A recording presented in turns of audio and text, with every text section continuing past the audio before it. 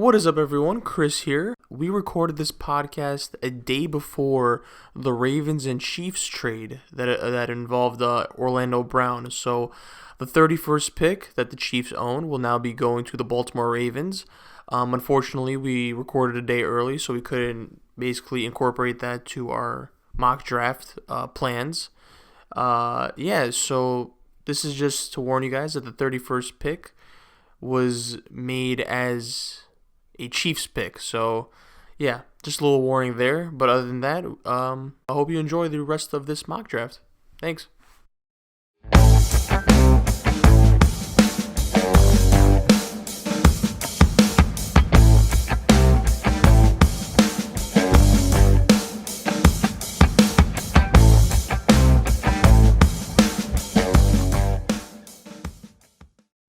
I think this has kind of become the most complicated pick of the draft. Dame, I think you'll agree with me here.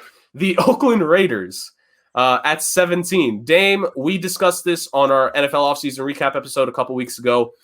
Just put it in perspective before I make my pick, how big of a mess the Raiders are for the people real quick.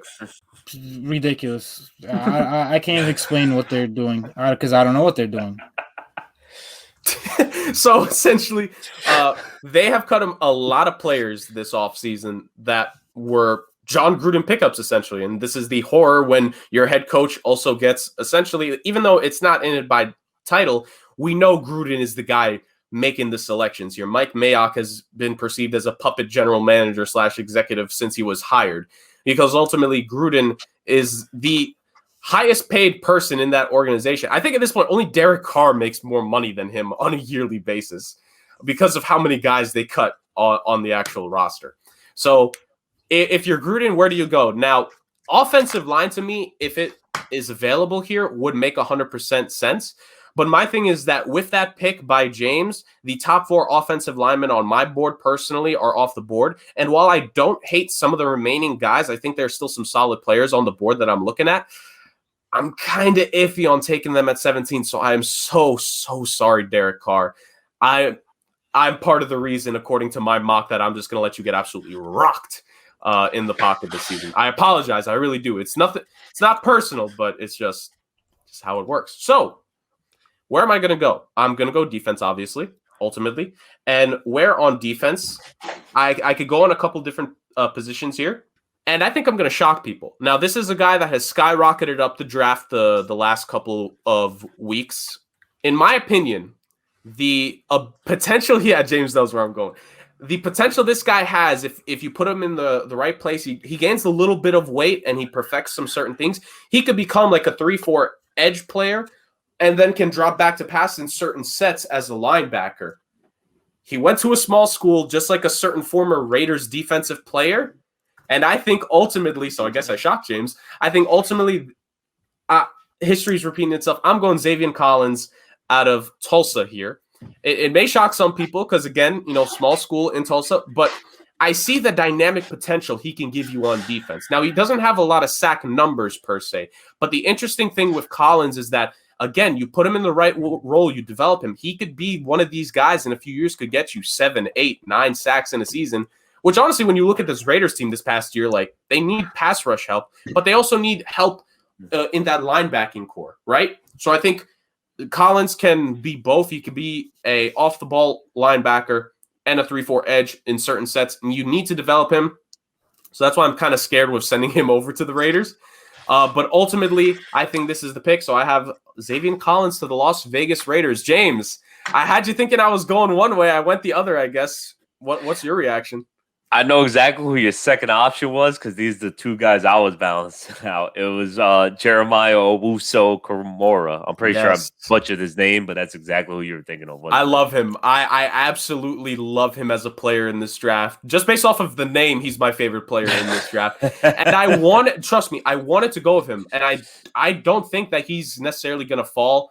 I don't think Collins goes before him, but I just think it makes more sense because I don't know, man. It's John Gruden. I don't know what John Gruden's going to do. Like, I'm just guessing. And is it not in the John Gruden way where, okay, I traded away Khalil Mack. Now let me go get someone that may remind me of Khalil Mack, but maybe it's not as talented. Like, it makes sense. 100% it. 1,000% is the reason why he will draft Xavier Collins. Is him realizing he shot himself in the foot. So he's going to go ahead and get someone that reminds him of Khalil Mack.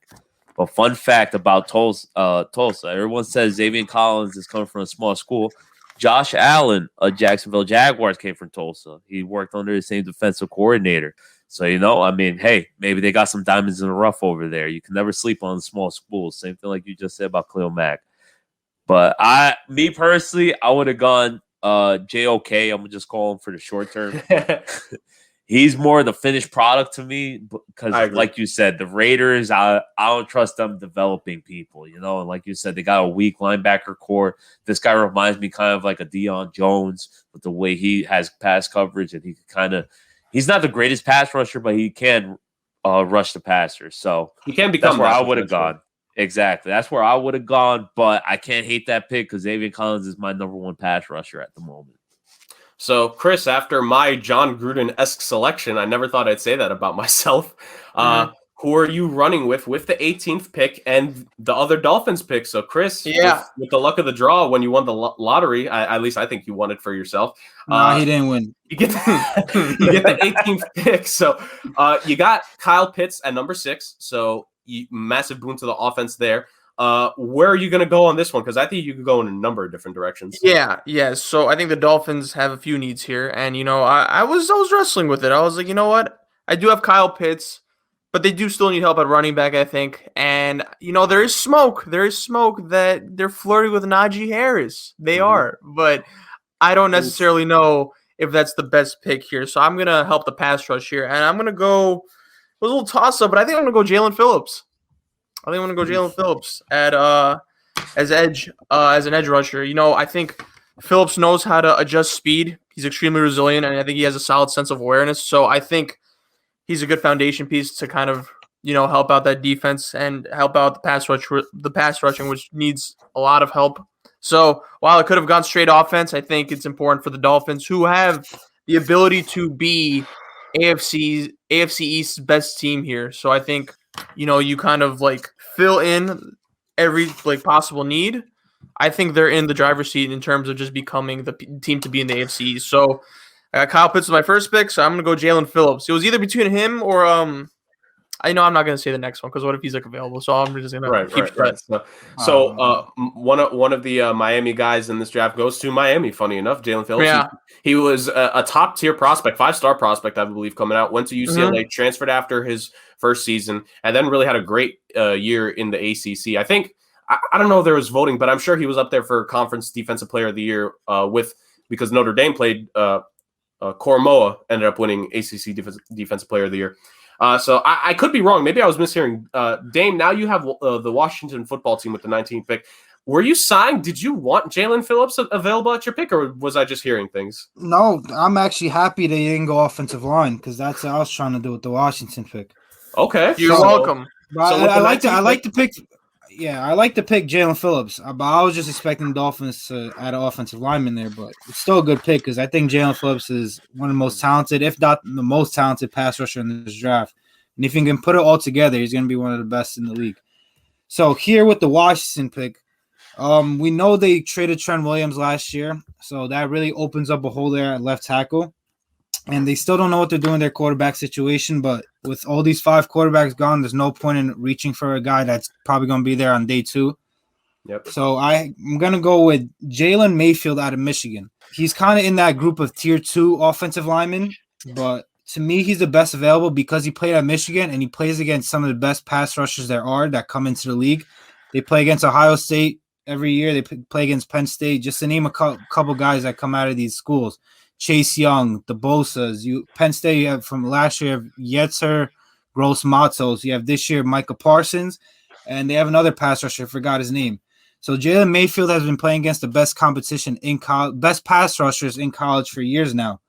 So especially since they have Chase Young on their defense, so I'm sure they've asked about Jalen Mayfield to him. So I'm sure they got great reviews on him. So I think adding him to that offensive line, and whenever they get their quarterback, they're going to have their left tackle set. I think it's a no-brainer here to take Jalen Mayfield out of Michigan.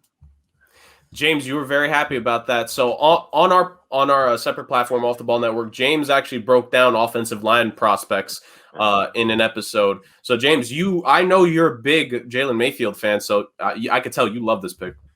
I'm a huge Jalen Mayfield pick. If this guy wasn't in the draft this year, he's an easy top 5. If not top 10, he's a top 5 draft pick in next year's draft. But this guy is just he's oozing potential, man. Like Dame broke it down best. I mean, he's had 512 pass blocking snaps, and he's only allowed 2 quarterback sacks. And Dame broke down all the talent he's gone against. And it's just this guy he potentially could be the best lineman coming out of the draft, even past school. This guy's just freaking like he's 6'7", 280 pounds of just straight muscle, you know? He's just like what's his name? Tristan Wirfs, who just jumps right out of a pool. Easy, no problem. He has that kind of burst, man. So I love that pick. That's my number 5 offensive lineman. I was worried he was going to go Tevin Jenkins. I don't like Tevin Jenkins due to the back injuries. Mm-hmm. Some previous things he had, but like you said, man, love the pick. Can't argue one bit, whatever. Yeah, and certainly a guy I was thinking of going when it came to the Raiders. I guess I put my John Gruden cap on there, not my own hat. So moving on from that, so this could be really interesting here. So James, you have the Chicago Bears with the 20th pick. Now I just want to point one thing out that I saw within the last 24 hours before you go here, James, and Chris and Dame will get a kick out of this. So, of course, it's mock draft season as we're approaching the draft. So, on CBS Sports is one of these networks that also does mocks, right? So, one of their analysts, and however you want to use that phrase may change after you hear this. So, on the latest mock of CBS Sports analyst Pete Prisco's NFL draft, in the first round, at pick number 20, he had the Chicago Bears select a quarterback. Now, obviously, it was not Trevor Lawrence, Zach Wilson, or Justin Fields, or our boy Trey Lance, right? And it wasn't even Mac Jones. He had them selecting Davis Mills out of Stanford in the first round. I wish Dame's camera was on because I would love to see his reaction. I see Chris bite back like that. That hurt him to hear it. And James just doesn't know how to feel. So obviously, guys, shock and awe at hearing how that guy is getting paid to release this and says that. So, James, I'm going to throw it to you. I hope you don't have Davis Mills on your mock. I really don't. But where do you think the Chicago Bears are going here? As the famous Conor McGregor said, who the fuck is that guy? But where I got the Chicago Bears going is I got them going edge. Yes, that defense is stacked. Yes, they do need help at line, but with Jalen Mayfield off the board, I feel like any other person is a stretch at the moment. So hopefully they trade up in the second round. I'm going to go edge. I'm going to go Azeez Ojulari, kid out of Georgia. I've been kind of down on the kid, but as everything, better people than I have said this man, he is just the third best pass rusher I've seen. And why not make your best, they got the defense, why not make it even better? Because there's no offensive weapons I take this high if I was Chicago. You got Andy Dalton, so you would wish one of those quarterbacks dropped down to you. None of them did. It's the best pick in my eyes you can make right now is you go with the best player available, and that's Azeez Ojulari. So, Chris, how do you feel about that with him going Ojulari? I did not expect you to go with him when you said passer. There's a certain guy here who, I'm kind of concerned with how far he's fallen down this draft board right now. 2 guys, actually. But Chris, what are your thoughts on Azeez Ojulari going to the Bears? I mean, I think it's a decent pick. I mean, I don't necessarily know what the Bears are doing, but I know Azeez Ojulari is one of the best. I don't think the Bears know what they're doing. Yeah, that's true. Yeah, but I know that Azeez Ojulari is one of the best pass rushers, coming out of the draft. So, solid pick. But again, I'm very foreign to what the Bears of all teams want to do. I know they have bigger problems to address. So, right. I mean, I think it's a wild card, but I mean, look, I think it's a solid pick regardless because I think he's one of a top tier pick in his position. So, Right. I'll tell you right now, this was my hardest pick to make out of the whole draft because it's just like, what do the Bears do? They're the Bears. You don't ever know. It's a fair point. It's a fair point. So, Dame, real quick, your take on it. How do you feel? Azeez Ojulari to the Bears, or should he have gone the Pete Prisco way and gone with a quarterback for no reason? Nah, no shot would go quarterback because they love Andy Dalton enough to post him like second week of the offseason as their QB1. So I would not expect him to go quarterback at the 20th pick. But Ojulari, he played in the SEC, he played for Georgia, he played against one of the best competition there possibly is. I like SEC guys because they play against the best competition there is. So Ojulari played against Alabama, he played against LSU, he played against the best, and he performed against the best. So I think it's a good pick here. Putting him on the opposite side of Khalil Mack is going to be a dangerous duo pass rush for the Bears. Absolutely. And I think the thing is I find it funny. I think he's very similar to my Xavier Collins pick, James, to where he needs to gain a little bit of weight to be more consistent as a pass rusher, but he's very versatile. You could put him at the outside linebacker role, and at this moment, like, he would be able to help out that Chicago Bears defense in the intermediate levels of the field, which I could be wrong. I think like they needed help in that last season because in that linebacking core, like unless you move like Mack and like Roquan Smith on certain like packages, who do you really trust to cover someone in that linebackers core? So yeah, 100% right. I honestly, it would be, if you're right, if that's the option, I'll play Mac to cover something. I'll throw the rookie to go ahead and rush the QB. The only thing that makes me iffy about this Ojulari pick, as I said time and time again, is from the tape I've seen, when this kid gets one block, he doesn't have the motor to keep it going and reaccelerate. But like I said, better people than me says this kid apparently has the goods. I'm going to listen to them. So that's why I took the kid.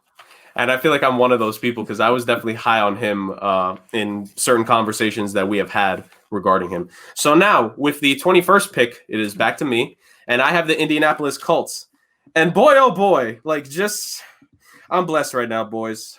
I'm really, really blessed because I thought I was going to lose my chance at this guy, but I'm going to be able to take him here for the Colts, and I'm going to be able to say his name. With the 21st pick, I'm going Jeremiah Owusu-Koramoah.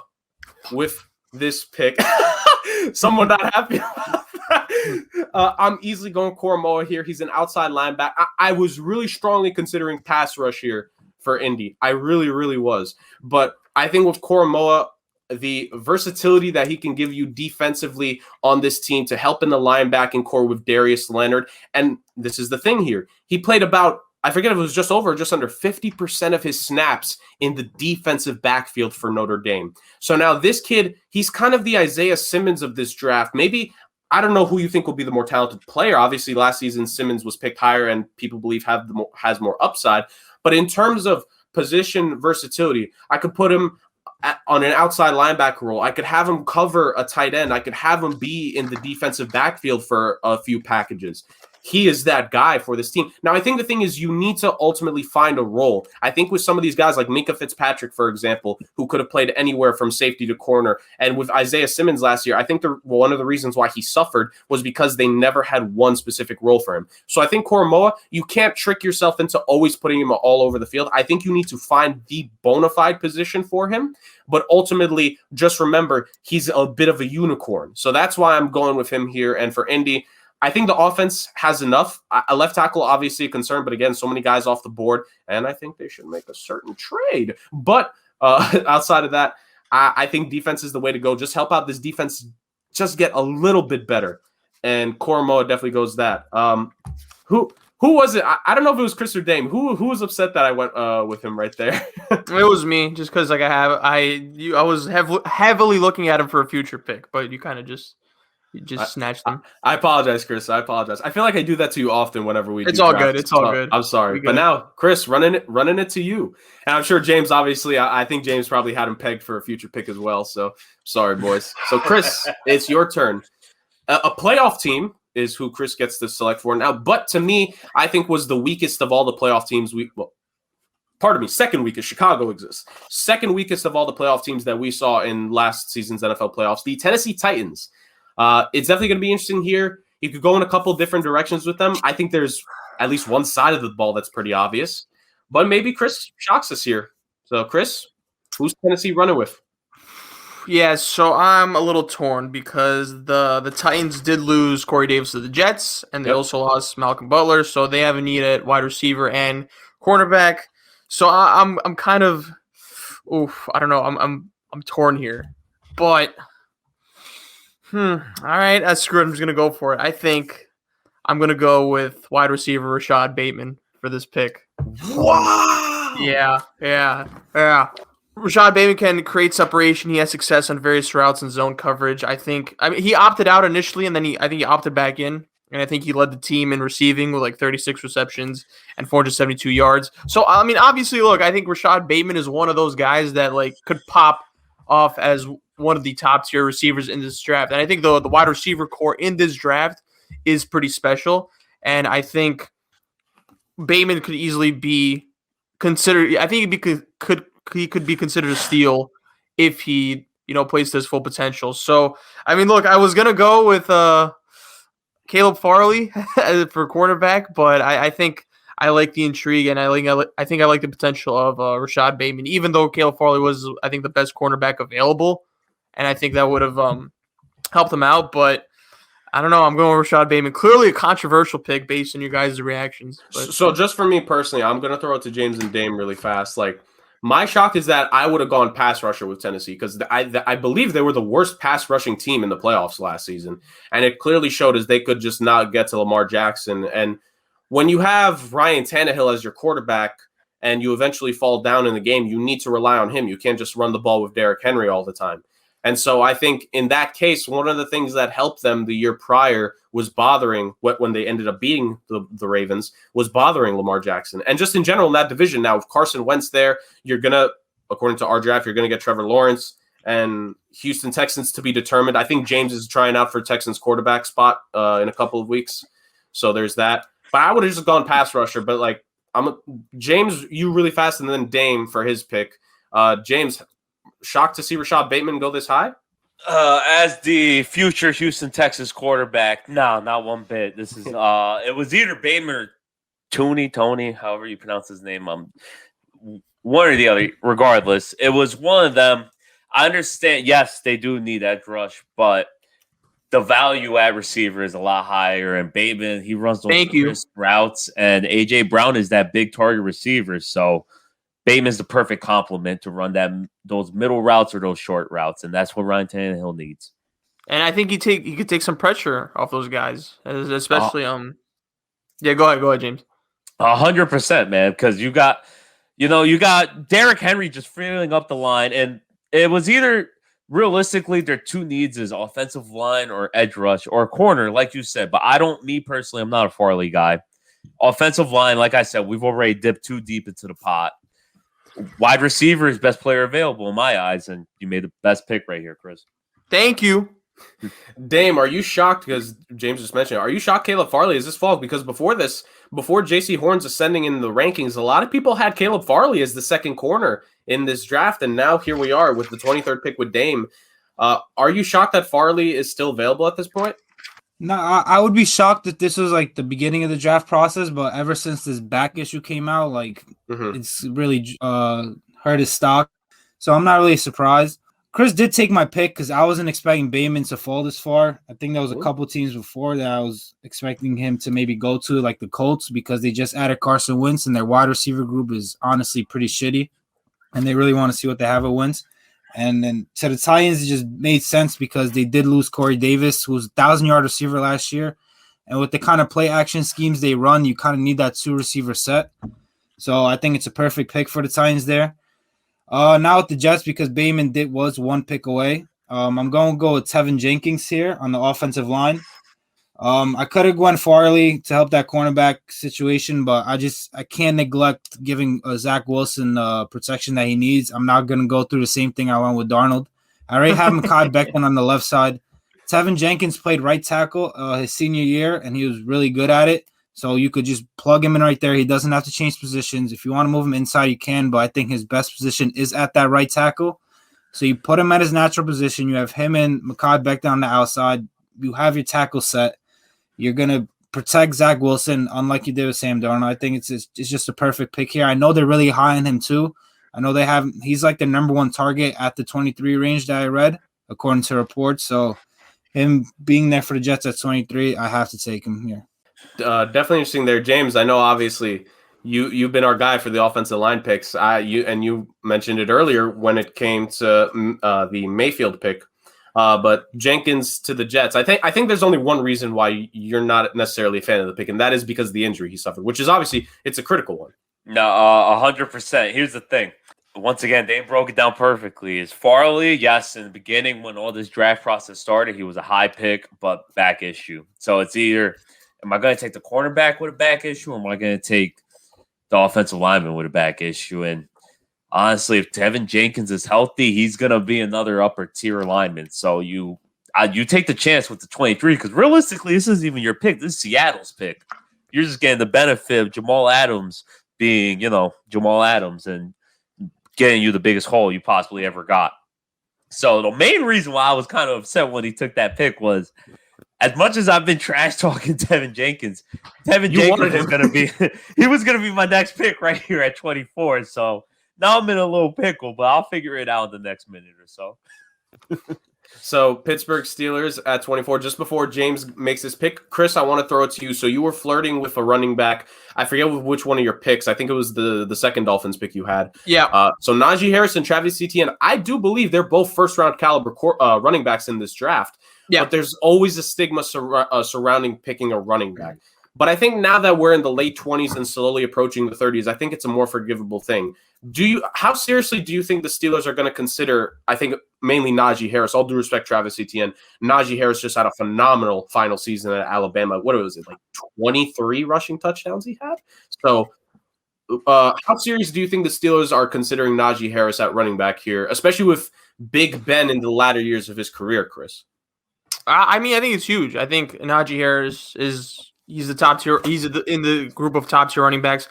1,466 rushing yards, 26 touchdowns. I think he would definitely help, and I think, especially with Big Ben's decline, I do think you might want to rely on the running game a little bit to kind of ease the pressure off him. And they re-signed. What the hell's Dame's favorite player's name? Juju. All right. Anyway, yeah. So it's between him and Travis. You said, right?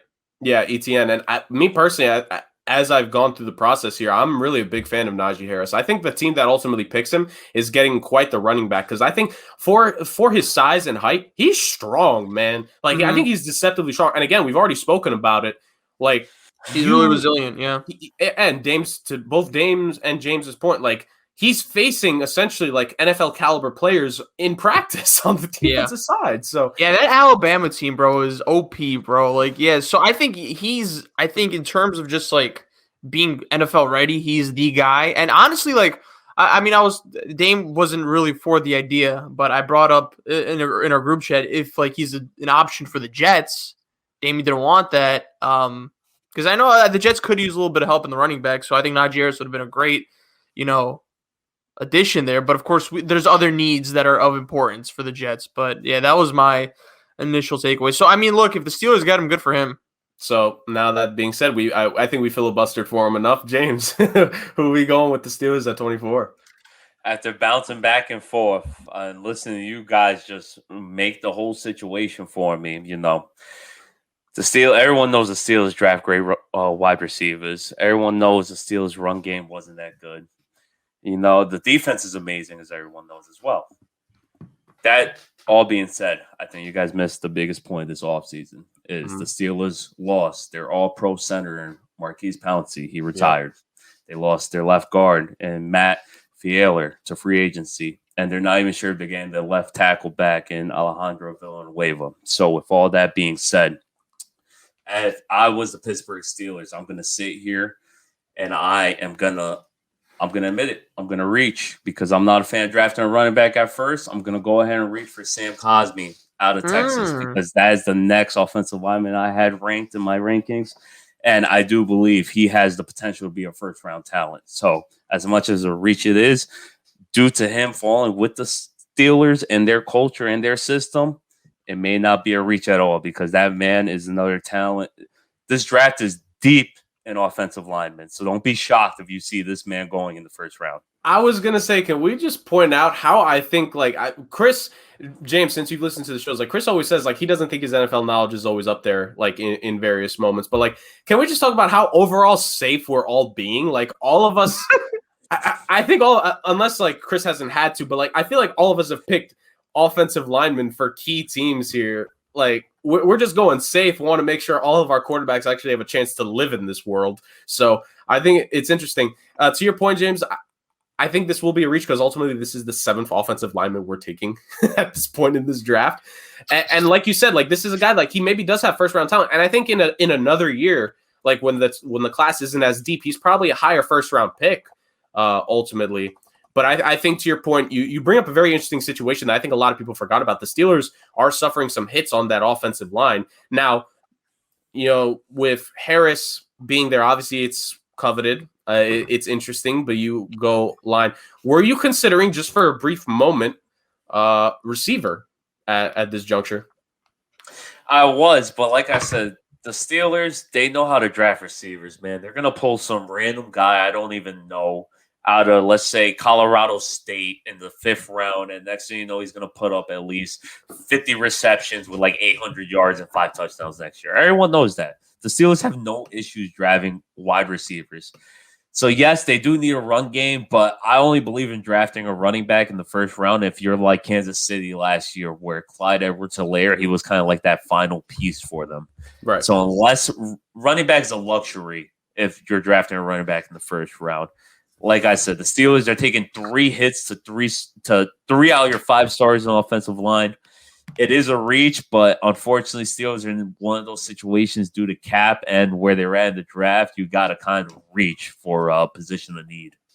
Oh, definitely understandable. And I think ultimately, Chris, he made this argument for my pick earlier. I think it was my Vera Tucker selection, where sometimes like fit and need have to outweigh who the best player available is. And I think for the Steelers, as I mentioned, because Big Ben is the quarterback in essentially his final seasons at this point, right? Like 100 years old. You need to do what you can to help him. And I think ultimately that needs to be at the forefront of what the Steelers are doing in this draft. So moving on, as we approach the final 4th of our draft here, I now, like Chris had with multiple Dolphin selections, I get multiple Jaguar selections. So I get the 25th overall pick for the Jacksonville Jaguars. Now, I think this may sound, as a shocker to some people. I actually kind of like the defense on, the skill position group to an extent on this team. I think DJ Chark and Laviska Shenault are great wide receivers, personally, and I think with Trevor Lawrence throwing them the ball, it's going to look a lot better. And Marvin Jones as a veteran wide out there was nice. I think you can attack tight end in the 2nd round. And I'm not going to lie, I'm really starting to think about running back here with this team. But now I need to think about it. I need to look at the defensive side of things. And ultimately, if you were able to reach the AFC Championship game a couple of years back with Blake Bortles as your quarterback, let me stress, Blake Bortles as your quarterback, then the goal needs to be you eventually reach the AFC Championship game and even go beyond that with Trevor Lawrence. So what you need to do is you need to do some things on the defensive side of the ball. Now, Josh Allen is there. I think we can all agree we love Josh Allen. The linebacking core is set with Schobert and who is their guy? Miles Jack, excuse me. Absolutely great there. They addressed the defensive backfield a little bit. One of their first last season was defensive back. And so a lot of different positions I could go here, really. And I think I just made it a lot harder for myself as I've spoken about it when it comes to everything here. So I'm just looking at the board. And ultimately, with this team, I'm going to go with So with Josh Allen there, you have the pass rush and their defensive lineman that they got last season. I believe it was Kalavon Chasen, if I'm not mistaken. I believe he was the defensive lineman that went to him. I confused him in Javon Kinlaw, but I do remember Kinlaw went. Chason from LSU. Yes, so with Kalavon Chasen, I think a year 2 for him. Again, I think he's one of those rookies where losing a bulk of the training part of last year's offseason hurt him. And I think getting a full year this time to work with the team, work with his people is going to be beneficial. So I'm going to add to that front 4. And I'm not a fan of the defensive tackle situation here. So I'm going to go with Christian Barmore out of Alabama. I think he's very talented. Thank you. He showed in his final year at Bama, he has some pass rushing ability. I'm not saying he's refined per se. And if I was going to go straight off of pass rushing, there's another player on the board that I'm really interested to see if he falls out the first in our mock here. But I think Barmore fits a need for this team. They need to fix up that front four with the linebacking core good. Defensive backfield here, I think you can attack corner in the second round because they have a high second round pick, obviously. I think there's going to be some corners available come the top of the second round you could go after. And I don't even know if Barmore honestly slips this far. I was honestly considering him as far back as my Chargers pick at 13 because I think the Chargers defense needs just a few more pieces here and there. But the fact that he's fallen this far in part because of me, I'm going to run with him to help out that team. It's going to help out Josh Allen a little bit. When you have a defensive tackle, and if he can become this, that can suck in the interior offensive lineman, it makes it easier for the outside guy. So if Barmore can be, to the extent at least that, making the interior of the line focus in on him, then that opens more up for Allen, who already has double-digit sack potential by himself, and K'Lavon Chaisson. So that's going to be my pick here. Dame, I heard the congrats from you. I appreciate it. Quick thoughts on that selection before we go to Chris at the 26th pick. Yeah, here's the thing. This is an extremely weak, if probably not one of the weakest defensive tackle drafts we've had in years. And to me, Christian Barmore should not be part of that narrative because I think he's an absolute beast. The thing is with Alabama, you always have these great defensive linemen come out, but the issue is that at Alabama, they all play with each other, so they never get all that attention on that one guy. But with Christian Barmore, he was the only elite defensive lineman they had this year, and he was dominating with game plans around him. He didn't have any other great star next to him that was taking the attention off him. So all the attention was on him, and he was still dominating the game. So that's personally why I like him so much and why I think he should be a first-round pick, even though people have this narrative that he shouldn't be because it's such a weak defensive tackle draft. But to me, he personally just stands out because of that. Absolutely. To me, he's the bona fide number one defensive tackle here. And he's 21 right now. He's not going to turn 22 until they start practicing. So a very young player building block here for the team.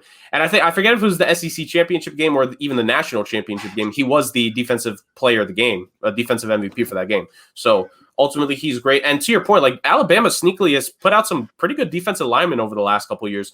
I know Washington is reaping the benefits of that with Allen on that team. He's doing pretty good. And various other players as well. So, Barmore to me is the guy. And I think I find it funny because myself and Chris having both Jags and Dolphins picks, we thought the same here. You go offense on one side of things, and then with that second pick, you could consider going in different places. But defense, you got to help. One way to help your quarterback, have a really good defense that can limit how much they need to score on a game by game basis. So that's why I'm running with Barmore at 25. So Chris, you get the Browns next up. Browns having the best season they've had since they returned to the league, making the playoffs, and just absolutely throttling the Steelers. The final score does not indicate how much of a blowout that game was. And then ultimately, yes, you did. You deserve the credit there. And then ultimately, a very close contest with the Kansas City Chiefs that some people say that a certain call in that game, because it was a rule, may have cost them it. So, Chris, with all that, what do the Cleveland Browns add here in the first round that potentially puts them one step closer to being a bona fide contender in the AFC? Well, they could use an edge rusher. I think they could use their defense is pretty much set. They just recently added Jadeveon Clowney, so I think their defense is their strong suit here. But, again, if there is a little position they could use help in, it's linebacker. So I think I'm going to go Nick Bolton here. Might be considered a high pick, but I think he could attack between tackles. He thrives in zone coverage. He's small, but I think he's versatile, though. So I think, again, for me, it's a difficult pick, but I think I'm going to go Nick Bolton because, again, there's not much I could do in terms of just helping that defense, but I guess the linebacker that's the one that could use a little help. So I'll just go with that pick. It might be a little too high, but I'm just going fit over BBA. Yeah, the thing is with the Browns is they have the luxury of really reaching because they're really a loaded roster. Adding John Johnson to the safety position, it's really hard to find a weakness in that team. So even if they got to reach a little bit, they'll be fine. So decent pick. Do I have the approval? Yeah, I think relatively so. James giving the decent nod of approval to let us know we can move on. Yeah, I'll just say this: like, of my first 5 linebackers I written down, I'll admit he wasn't one of my first 5, but I could definitely see what you're talking about there. And same thing with I think ultimately, it, like Dame said, you're in the position, which I think the Browns have never been in position to do this, where if you feel this is the right guy, even if it's a reach, you can go that. Because the Seattle Seahawks have been doing that in first round drafts in the first round of these drafts the last few years. They pick a guy that most people necessarily didn't have a first round grade on, but they believe fits the team. So ultimately, if that's what you're going to run with, I can't blame you for the logic there. So moving on, the Baltimore Ravens now. Dame, one of the top tier teams that you're picking for here. You get the Ravens. Avenging their playoff loss against the Titans the year prior, and just falling to the Buffalo Bills. So what can the Ravens do in this draft, Dame, to kind of try to help get them closer to getting over that hump with this 27th pick? So clearly we all know their biggest hole is wide receiver, but I can't believe this guy is still on the board. And with the Ravens, I just think they have this mentality. You got to draft the best guy available. Yep. I'm going to go with Gregory Rousseau out of Miami. I think putting him on that defensive line, he's 6'7", 265. He runs like a freak. He's super explosive. You put him next to another guy who's 6'8", Calais Campbell, 300 pounds. Having those two on that defensive line is going to be absolutely ridiculous. They lost, obviously, Ngakoue to the Ravens, so Rousseau could step right in and fill that role. He's obviously not going to be a free agent, so you're going to have him for years to come. You could develop him with one of the best coaching staffs in the league. They're going to really tap into all the potential he has. People might forget, but before he opted out of the season, he was projected to be the number 1 defensive player off the board coming to his draft. So the fact that he's fallen this far because he sat out and maybe his pro day wasn't the greatest, the Ravens here, I just think they got to wait to fill that void for wide receiver in the second round or something like that. Because adding Greg Rousseau to that defense, which is already strong, and putting him next to, like I said, another 6'8" guy in Calais Campbell, I think that's going to be a scary, scary defense. And it's the perfect coaching staff to really tap into all that potential he does have.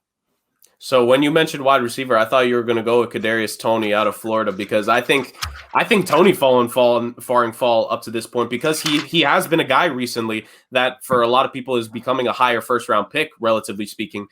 Is there, but I mean, you guys saw my reaction. James knows this because I absolutely love this guy. I am a massive Gregory Rousseau fan. To your point, Dame, not only was he the number 1 defensive lineman prospect coming into this draft, if you go back to the last season where he played his redshirt freshman season, yes, you heard that right, redshirt freshman season, he led the NCAA in sacks for everyone that was not named Chase Young that year. So Chase Young was the only guy that got more sacks that season than him. He was the ACC Defensive Player of the Year that year. Almost certain he was a first-team All-American, first-team All-ACC. He was an absolute beast, and I absolutely love the pick. Chris and James, any thoughts before we move on in this draft? No.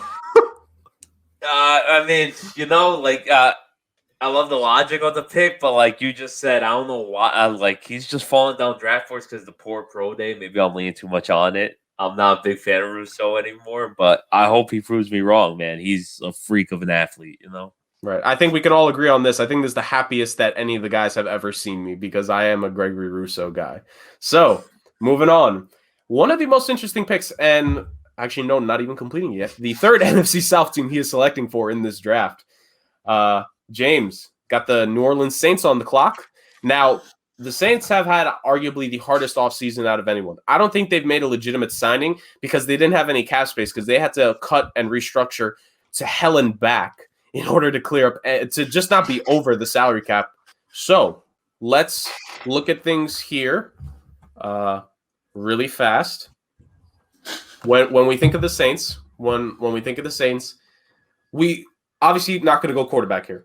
You're not going to go with the quarterback position. How do you know that? I was about to say, okay. So you're not going to go quarterback, in part because I know it's a voidable year deal, but Taysom Hill, and you believe that Jameis Winston could do something.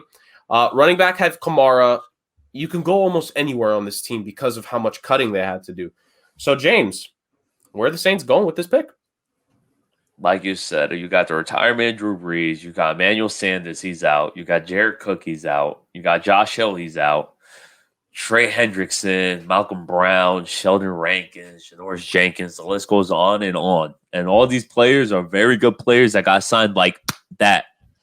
But because of the Saints salary cap, I'm debating to go just best player available here, and I'm thinking I don't blame you, by the way. I can't blame you with that, by the way, because at this point, like, what do you do with this team? See, here's the thing. I think you think I'm going to go Trayvon Moehrig, which as much as I want to, you got two stud safeties in Marcus Williams and Malcolm Jenkins. So there's another guy in my head I think you're going to go. I want to go Trayvon Moehrig, but I'm not. I'm going to go Kwity Paye because I can't believe he kind of fell down this low. Yeah, he's fallen far in this mock too. Really, really low. And, Kwity Paye, I get why he's falling low, but in my personal opinion, I think he's the most pro-ready. He might not have the potential of these other guys, but he's somebody you could throw on the edge. He's somebody you could throw as a defensive tackle. And with the departure of Hendrickson, like I just said, you need someone across from, what's his name, Cameron Jordan, because Cameron Jordan makes anyone look good. Let's be honest. He could make me get at least a sack and a half. So take the guy from Michigan. Yeah, I don't blame the pick right there. I think to your point, I think we're all surprised with how far he's fallen in this draft. I especially in part, I'm part of the reason because I picked some defensive, my last 3 picks have all been defensive guys, so I apologize, Kwity Paye. But in all seriousness, I think is just in every single draft, there tends to be a guy that just drops. And I think in our mock specifically, he just happens to be the guy. But it has nothing to do with our perception on his talent. And Dame, I'll let you finish this off before we move on here. Kwity Paye is a very good player. He just so happens to fall. And what a pickup this would be for the Saints if he actually is the guy to fall all the way to New Orleans here. Yeah, like James mentioned, they lost a lot of players, and especially on the defensive line. And Kwity Paye, arguably, like I said, a lot of things changed throughout the draft process. But to begin the draft process, he was top 3, maybe top 2 defensive linemen on people's boards, and for him to fall this far on this mock, I think for the Saints it's a great value pick. People question kind of his motor and how fast and athletic he could be, but he can move inside and play a defensive tackle position because he's so strong and powerful. So for the Saints, I think it's a great value pick here, and it's the perfect pick for them. Right. So Chris, really fast, Kwity Paye going to New Orleans. Now, obviously, they lost a lot. They could have gone a lot of different ways. How do you feel about them adding some pass rush here? Yeah, so I think it's a solid pick, and especially for Kwity Paye, he's fallen this far. But I was actually wrestling between him and I think Jalen Phillips for the Miami pick, but I ultimately went with Phillips. But I think Paye is solid this far. I think this past season, 16 tackles, 2 sacks. I think he has quick hands. He needs improvement reading screens and adjusting speed, but I think he's agile and I think he's powerful enough to at least put an effort to make those adjustments. So I think regardless, him dropping this far, it's unfortunate, but I think he's talented enough to be considered a solid pick, especially this low, actually, if you wanted to think about it. So props to them. No, yeah, absolutely. And if they I think honestly, of all the guys you mentioned, I think one of the players that we've drafted up to this point, it probably will end up falling. Now, maybe not necessarily Kwity Paye, but the Saints have a good chance here because of at least our perception on this. There's talent in this draft class for sure. So moving on, the last 4 picks of this draft begin now, and it begins with me and the Green Bay Packers. Now, let me just say this off the bat: I'm not going backup quarterback. Let's just say that right now. And actually, I'm not even going backup quarterback because they didn't even pick a backup quarterback last year because their guy that they decided to trade up for didn't even dress for a game. So I'm already going to be a better Packers GM. So, this is my tape right here. If Chris, you could do me the favor, send this to someone in Green Bay. You got it. Thank you. So now where do I go is the big question here. I can go with several different positions, and I think ultimately it needs to be one or two things. It either needs to be someone that helps on the offensive side of things and someone that helps on the defensive side of things. Now, because of the way our mock draft is going, this is what I would do if I was Green Bay. I would trade up in the second round to pick a certain player on the board right now. Now, this all depends on if he gets picked by one of these guys in the last 3 picks, so I might be shooting myself in the foot with this logic.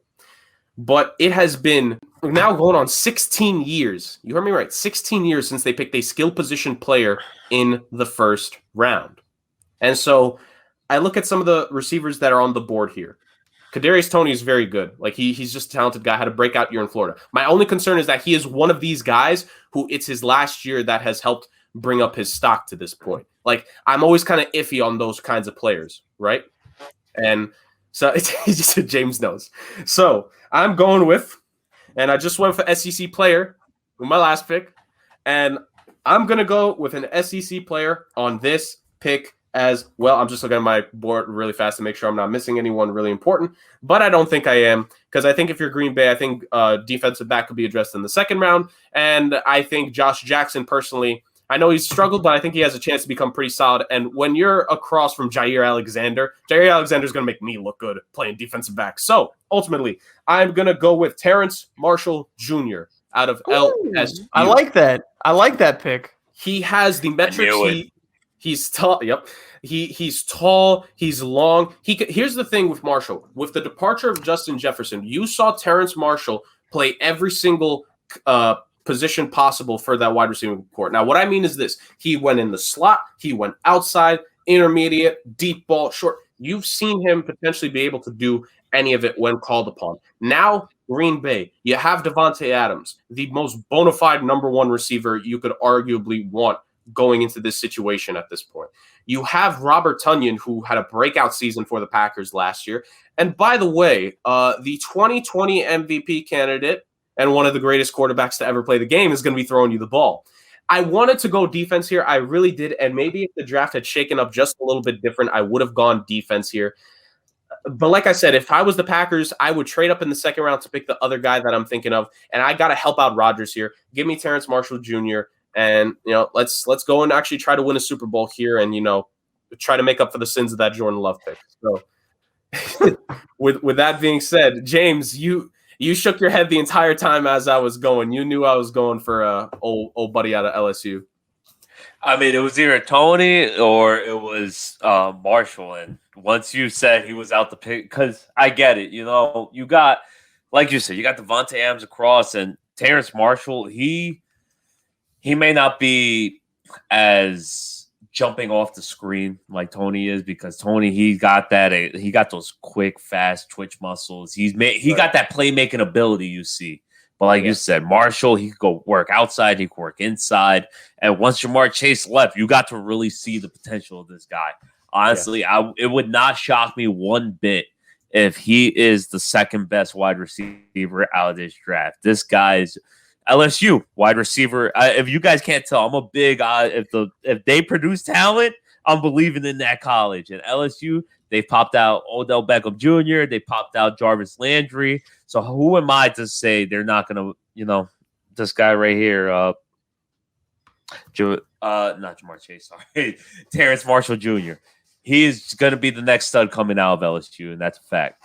And also, if I may, when it comes to the deep threat with Tony, like you already have a guy there in Marquez Valdez-Scantling who he's shown some flashes for that team, and he's a little bit bigger than Kadarius Toney. I think he's like 6'2", 6'3", and he's put on some muscle over the years. He looked a lot better last year for Green Bay. I think he missed a few games, and that's what cost him. Like I think there was a stretch of games where he missed like 2 or 3 in a row, and so ultimately, he's one of the few receivers in that Packers core that actually deserves a second chance to allow Rodgers to throw the football at him. Dang near everyone else can just go get cut and play for I don't want to disrespect the Jets here, but the Jags or the Jets or someone like that. So that's how I see it. So I'm sorry. And I'm actually glad you mentioned that, Jurg, because you made me completely forgot. Tony, actually, I'm pretty sure if he wasn't leading college, he was up there in the top for actually drops. And that's the last thing Aaron Rodgers needs after everybody saw this season.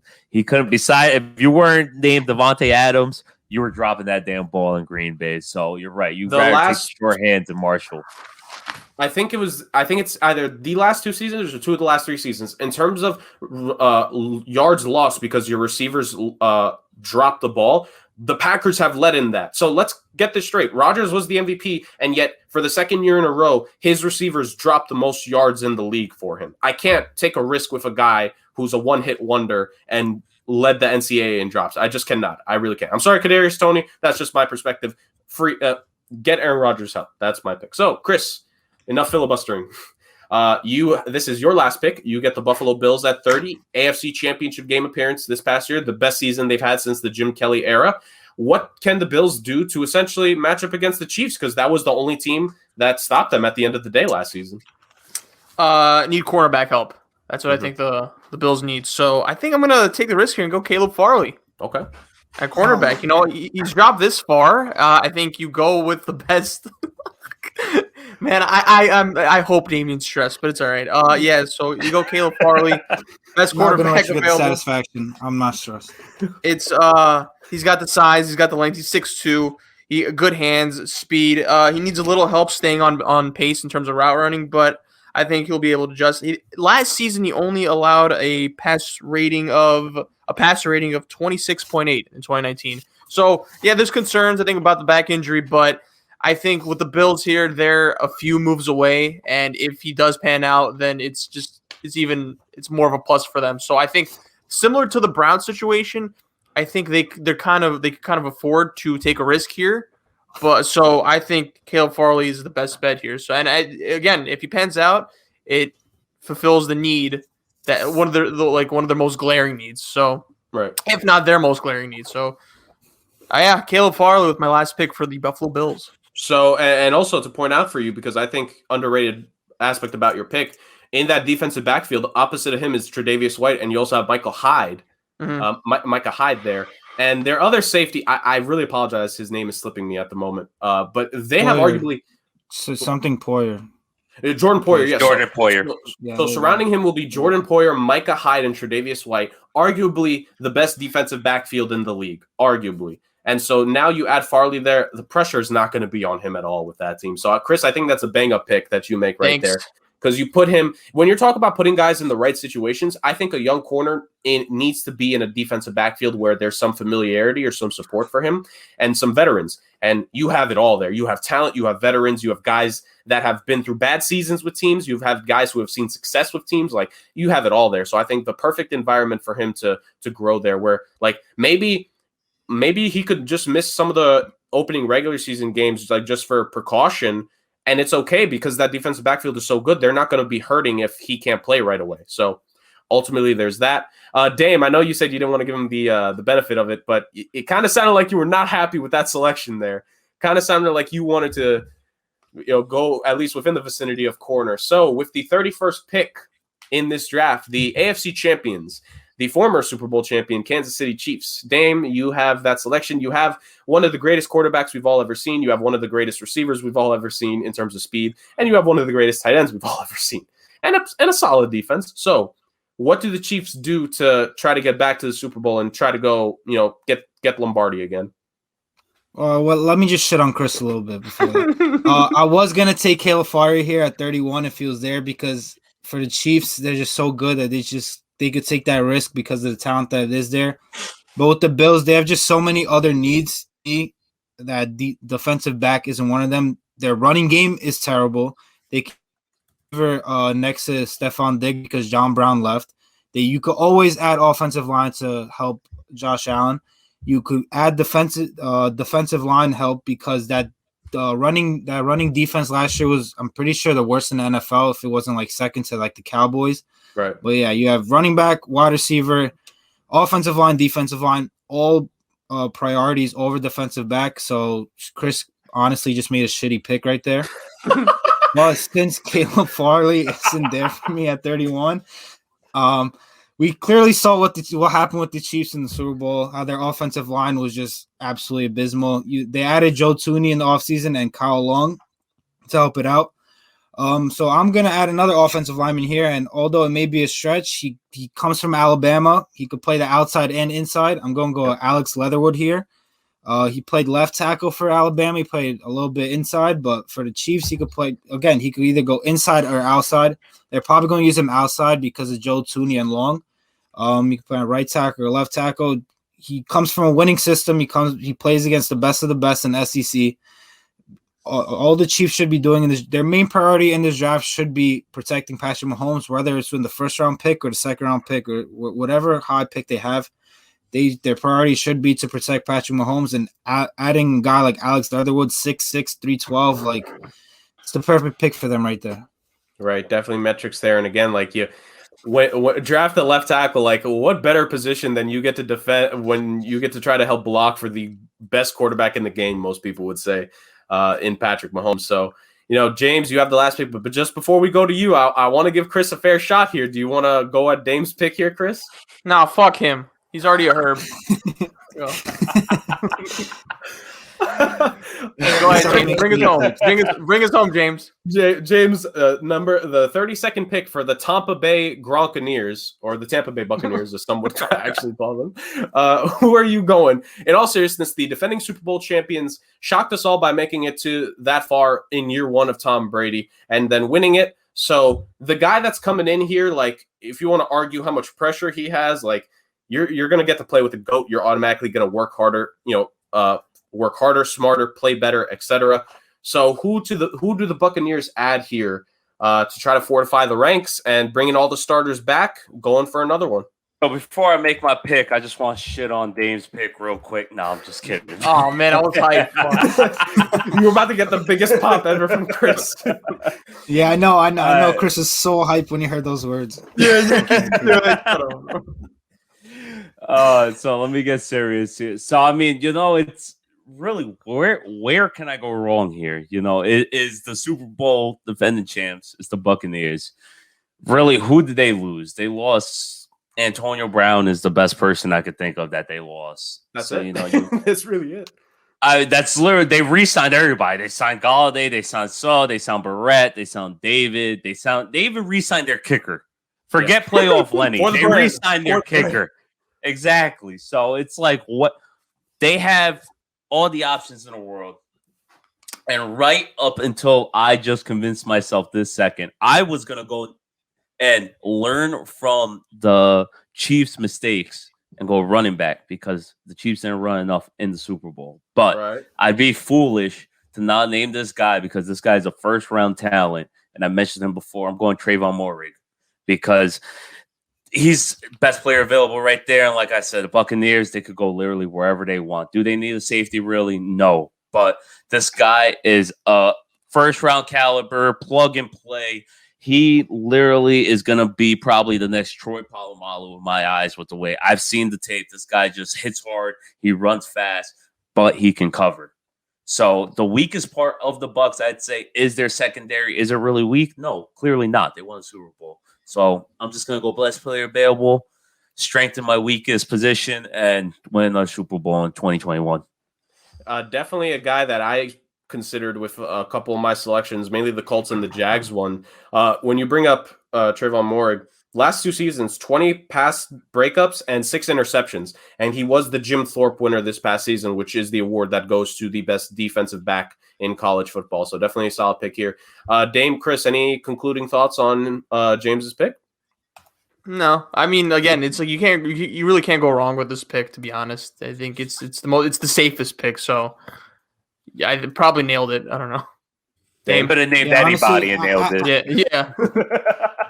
Yeah, after Chris's pick for the Bills, like, you can't go wrong with whatever you say. Like, that was rock bottom for this mock draft.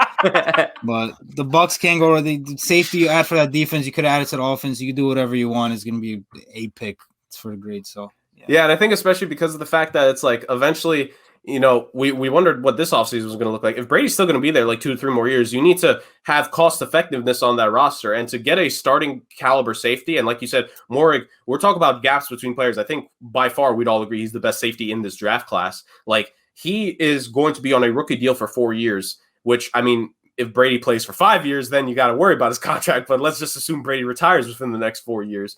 Then you have a starting defensive back at a position you won't have to worry about. And Moehrig has some potential. Like, could he play either safety spot? Maybe. I haven't broken down his film the whole way, but like, to your point, if you say Troy Polamalu-esque in a couple of the plays he makes, James, like, then this guy could just about play any position in the safety field. So ultimately, outstanding pick. And I would say for all of us, we all did our homework. We all did our best. And I think we produced one hell of a mock draft. So the Somewhat Sports Podcast's 2021 NFL Round 1 mock draft comes to an end, ladies and gentlemen. All 32 picks down and out in a show. I'm very proud of us. Chris and Dame, always excellent. And of course, in wrapping up, I have to, of course, say thank you to my guy, James, for coming on the show. It was a blast to have you on, bro. It was a blast. Appreciate it, my guy. It was way more fun to be here, gentlemen. Honestly, I can't believe this is the first episode you guys invited me to. What's up? Like, come on, Jerry. You got to throw my name in there. Dame doesn't like new members. Damien doesn't like new members. He doesn't like he doesn't like new people. And honestly, your presence here definitely helps fill the void that Damien leaves since he sucks at it, but it's all good. James, look what you've done. I understand why you didn't bring me here, Jurg. I'm already creating a rift. One episode in. So till next time, fellas. The rift was created long ago between these two. But that just about wraps it up. Chris, I'll let you take us home. In your eyes, how do you think this went?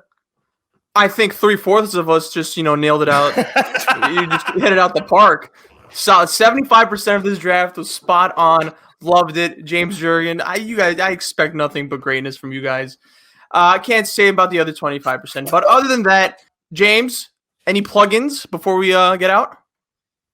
Man, if you guys are listening to this, please follow me and Jurg on Twitter on Bars Talks. That's BARS Talks, TALKS. At Twitter, that's the only social media I got. Follow my man's Jurg at JurgK40. And please, we have been slacking on promotion for this. We're going to start pushing it more. Follow our new podcast Twitter handle. We just made it like 2 days ago. I only got like 3 followers, so please hook us up. It's bunts, like a baseball bunt, and bruises, and that's it at Twitter. Please, guys, help us out. Like, favorite, and review us on Spotify, Anchor, Apple Podcasts, anywhere you get your podcast platform. Please, guys. But once again, guys, thank you for having me. This was a lot of fun. Yeah, anytime, brother. And I think we'll link that channel in our description below for YouTube. So, yeah, other than that, James, phenomenal having you. We're definitely going to have you over again. But, so to anyone that has listened to the entire episode, for all you listeners, thank you. We'll definitely have more of these. I think, we should definitely do this for the NBA draft. Oh, absolutely. We definitely got to do it. So, yeah, phenomenal job as always, guys. Next week's the draft, so things should get interesting as time progresses. I won't be here. I'll be at the draft reporting. No one has. Missing me next week. So poor Jurgen has to deal with Chris by himself. God bless his soul. Hey, James, open invite for next week. Yeah, that is true, James. Come on. Man, if it's open, I'm going to take it. I just got to say, I'm going to make a better pick than that Bills pick. It's still questionable. I don't know. Thank you. Wow. There we go. I love this kid. I love this kid. Before we sign off, we plugged a few things. Make sure you guys follow us on Instagram at SomeWhatSports. Our Instagram page, with great graphics and clips that get produced on there over the last few weeks by Chris. And definitely an amazing graphic that's going to come out on Instagram whenever this is all said and done. With all the picks that we made, you'll see all the picks made by us for every team. And obviously, to get the full breakdown, you gotta come back and watch the show. Good plug-in right there, Jurg. But yeah, so thanks to all the listeners and watchers probably. And to Off the Ball Network for producing 2 GOATs that are in Somewhat Sports. So till next time, peace, everyone. Peace.